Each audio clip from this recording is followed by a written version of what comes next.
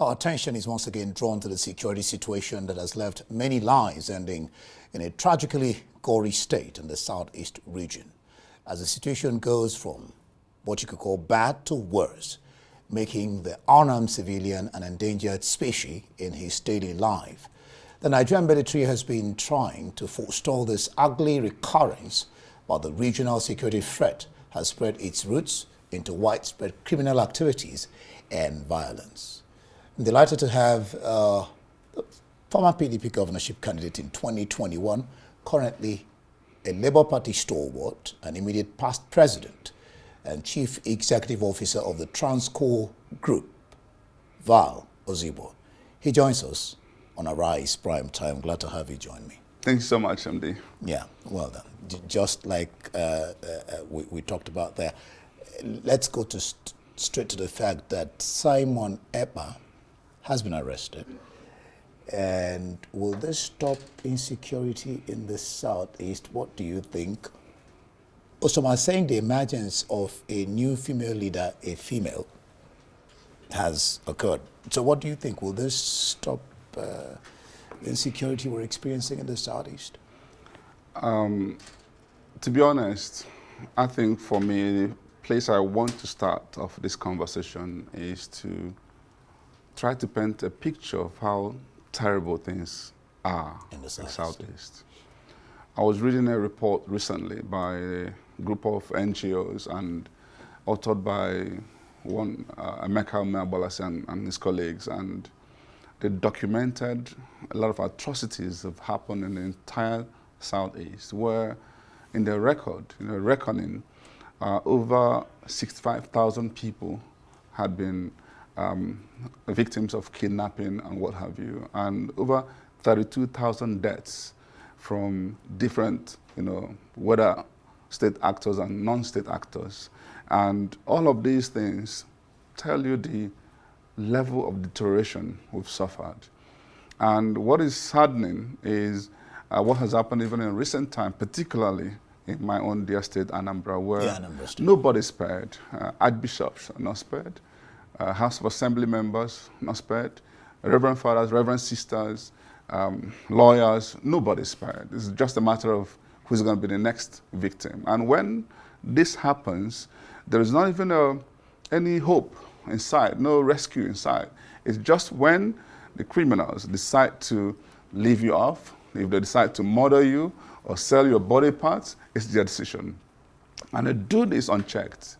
There's no threat of, oh, we're going to be arrested, nothing like that. They can spend a whole 30 minutes, 1 hour in an incident, and this is how bad it's become.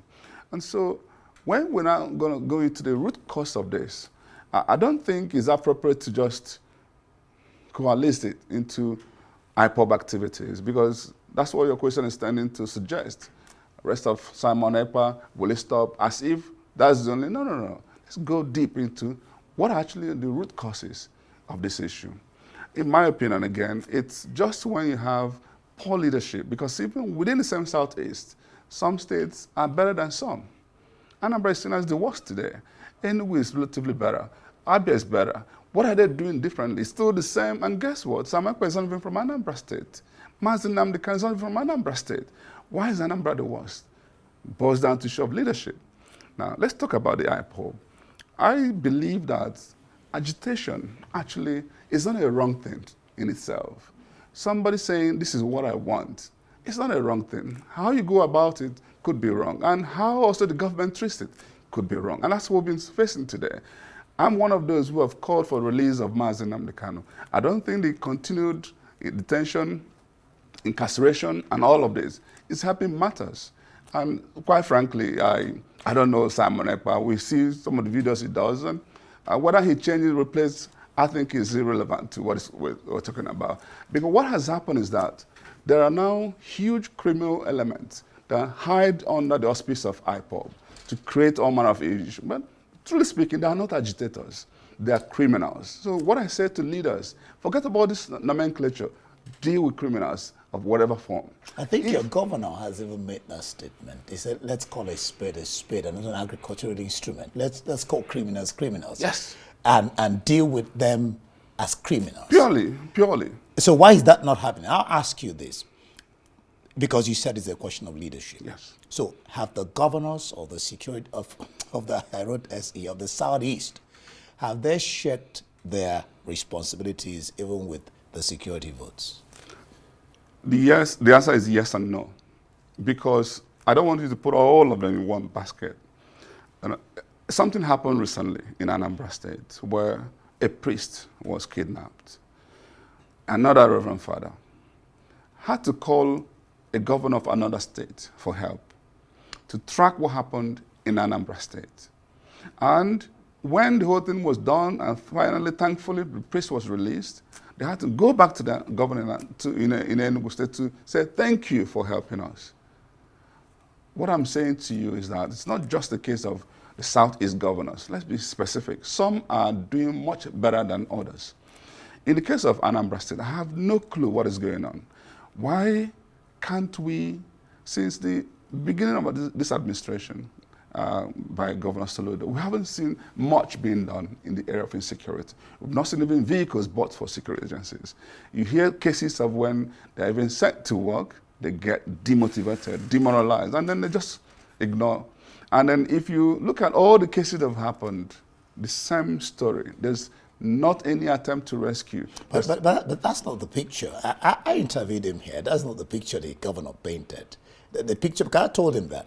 So I'm said in 15 local government areas, they were asking the president to declare a state of emergency, but he said it must be some, for lack of, let me not use miscreants, some people he doesn't know, but that they've done quite some good job that they're speaking in Anambra State. That's what he said. I don't want us to shift this into a debate, because it's not. Do me one favor. You have your correspondent in Awka. Figure out what is going on. In Anambra State, the government house, few meters away at Nibo, they were celebrating New Year Festival. Criminals took their time, killed many people. Up to today, not a single person has been arrested. In the case of Awka North, the entire of the Urum bush and all of that, if you see and hear evidences from kidnapped victims who were thankfully released, and they tell their story, it is alarming. Once this interview is over, I'm going to share a lot more. Okay. The point here is that every single Anambra person who is savvy enough to understand what is going on, we all come to the same conclusion that nothing has been done so far. It's not a matter of these things are happening, but what is our response? Where is the leadership? What are you doing to create, first of all, the intelligence, the control room, where you monitor and see what is happening in different parts of Anambra State? What are you doing to empower the security agencies? And how do you craft the architecture that bring it down to the local units? How do you integrate the Ndigwes, the town unions, into all of this? How do you actually even provide sufficient empowerment for young people so that they can be gainfully employed? How do you become a source of inspiration and hope so that people will know that if they work hard, they will make a living? The point here is that we are in a situation where, guess what? Everybody is helpless and there is no hope in sight. And just recently, he's saying that after Christmas, he's going to launch some security initiative. And people are saying, why wait until after Christmas? Are you using that for a re-election gimmicks or what? Why? What happened in the first 3 years of your administration? Why are you waiting on the twilight to launch? Because we say this because we know sometimes what usually happens is leadership. They are usually the architect of some of these things. They empower criminals for political gains. And when they're not in power, they don't know how to treat these criminals. How do you even recover some of the guns you've armed wrong people? And this is what we keep saying. And it's not just in Nigeria. The whole case of banditry, you hear cases across of the length and yes, breadth you of hear the cases country. of these people actually came in through the politicians who use them for nefarious activities. And then when the job is done for them, what next? They have because no answer. They don't have employment. They have no answer. They start, again, you've raised another issue. You have the leaders. Because we're talking particularly about the Southeast, even though you mentioned, of course, Nigeria in general. Have the leaders in the Southeast, do you think, that they played the ostrich looking for the cause of the problem outside their shores while the problem is within, because I've seen so many leaders talk about, okay, I'm going to come to Nnamdi Kanu and all that, but don't you think they've played the ostrich, begging the issue, looking for,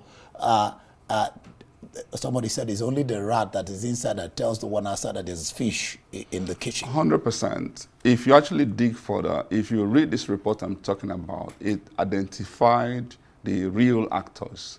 You will see the one that are externally influenced. You also see the one internally influenced. A lot of the things happening are actually being created and caused by also the people of Anambra State. We're not talking only about Anambra Yes, State. I'm just using, okay, the same way. If you go to Imo, you go to Ebon, you go Abia, to yeah. Abia, you see those cases, because what you even find is that simple intelligence. I sat down with a top police officer recently, and I said to him, well, I see effort he's making, what is going on? And he was blaming it on the locals. Do you know something may happen today here at this port?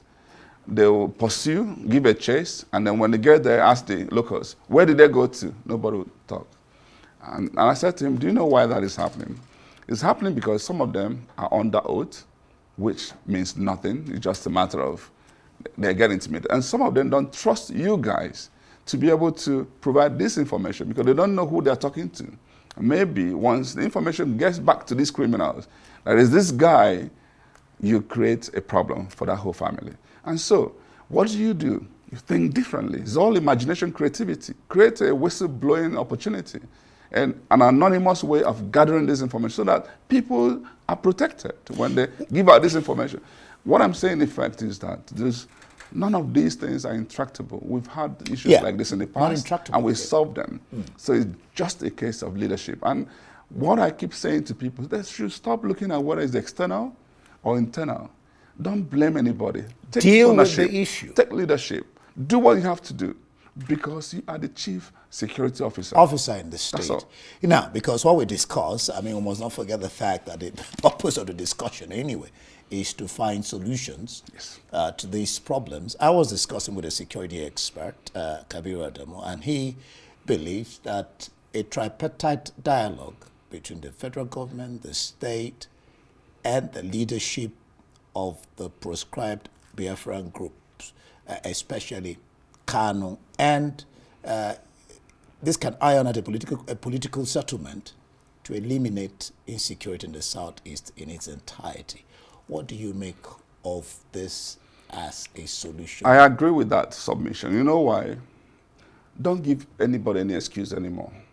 If we solve this problem and Nnamdi Kanu is out, you now know that the rest of the people making the noise are criminals. So it's not a case of debating, are they agitators, are they criminals?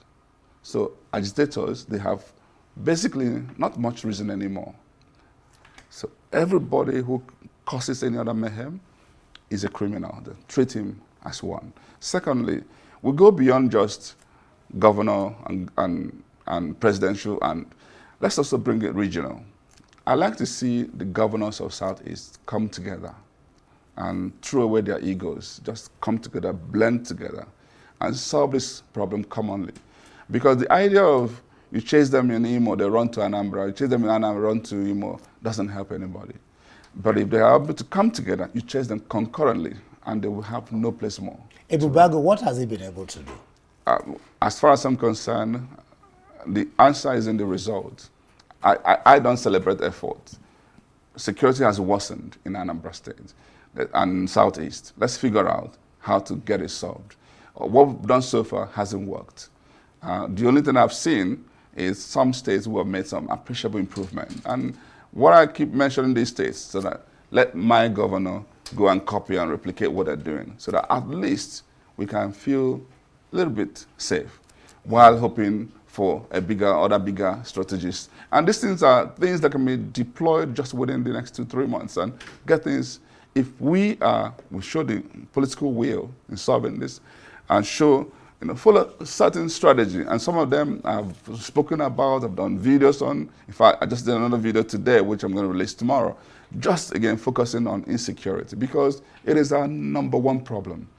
Can you imagine how many businesses have left? I was going to come to that. I mean, I think I have something on business. I'll try to get to that. Nnamdi Kanu founded this now proscribed IPOB in 2012. Since then, it has metamorphosed into varied factions. I mean, we're talking about the root cause of this problem. Some say the root cause of the insecurity in the South is his incarceration, while some others say is political motivated to demonize IPOB and the Biafra agitation. Do you agree with that? And has this varied factions exacerbated, the insecurity in the Southeast? I started from this, and I said to you, agitation in itself is not a bad thing. That when you go about it. That I want to even be alone. Guess what? If a referendum is actually done on the Southeast, you'd be shocked what the answer might be. It might actually be that, no, we don't want to be alone, because there's a debate as to what side is better. But let me tell you what actually is going on. Sometimes you actually don't blame the agitator, because there's enough to agitate in this country. I mean, what is even worse is that things are this bad, and there's a conspiracy of silence among the elite. And people like you, the journalists, nothing. You say nothing, you do nothing. We're doing something. That's what we're doing. That's what we're doing now. That's what we're discussing. So you can't say we say nothing. And then some of the former leaders, governors and co, because they all have EFCC files, nobody says nothing. That's the worst thing that can happen, that in the face of criminality, everybody keeps quiet. So on that note, Nnamdi Kanu was speaking up. It's actually commendable someone was speaking up. Sometimes he goes overboard, and some of us will cringe. No, you're going too far. But he wasn't. There's actually a good premise for people to agitate in this country. And guess what?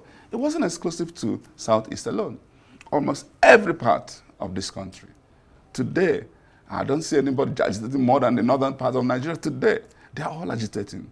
But how do they do that? Some do that in the quietness of their home, and we've got to hold leadership accountable if we want a functional democracy. So, but how they managed the whole Nnamdi Kanu thing was and the same thing happened with Boko Haram, by the way. When these things happen, deal with these issues, engage, dialogue, sit down and, guy, what is going on? Why are you doing this? Okay, see what we're going to do. Don't worry. Give hope, inspire people. This thing would have just fizzled away. But no, it's a case of even when they go to court and you see that everything is now being manipulated, begin to see political dimensions to it. Even the Simon Ekpa, there was a lot of accusation that it was opposition, different other parts were funding him to keep doing what he's doing. We don't even know the truth anymore. But the truth of the matter is that I honestly believe in not digging too much as to the issues in the past. What do we do going forward? And this is where I come in. We need pragmatic leaders who will sit together and say, let's stop blaming this. Take ownership. Because when you hold yourself accountable, imagination, things, and then in case of Anambra, I've said it, why can't we just come together as a people? Whether it's some of the of IPOB, the church, the Igwes, the government people, the town unions, the traders, let's come together and have a proper dialogue. Where do we go from here?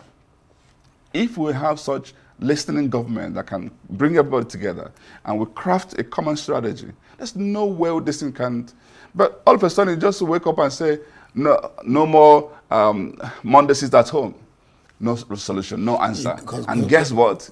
People get murdered because you're threatening. There's no plan, no action. Nothing. It's really a shame that the governors in the Southeast can't stop that. One wonders. But some have stopped it, by the way. And would they move on? Abia, they move on. Where Mazenam can, there's no sit at home in Abia. They move on. But in our own case, we haven't managed it well. That's why I keep saying, when we sit together, we will learn from the successes in different parts, others. And we will come together. And this is not about politics. Let's get this job done because people are dying. It's about security of property and life, and then the business that has been lost over the years. Now you mentioned something about, well, I know you're not in PDP, but just a brief before we end the discussion.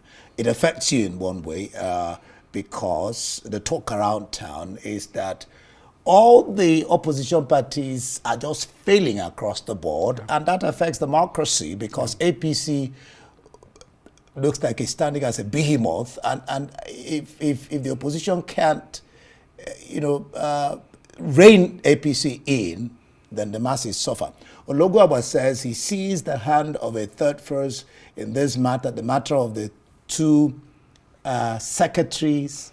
National secretaries, Anyanwu and Udoka on the other hand, after court cases, What do you make of this statement? Third first in this matter, the APC is responsible. Is that not indicting the party as to its lack of unity?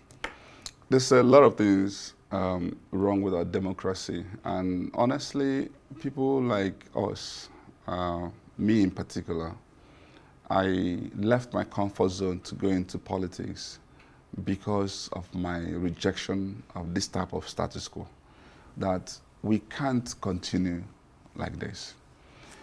What you see is a clear case of lack of internal democracy. What you also see, complicity. A lot of the people who ought to be talking, guess what? They're not talking because they're compromised.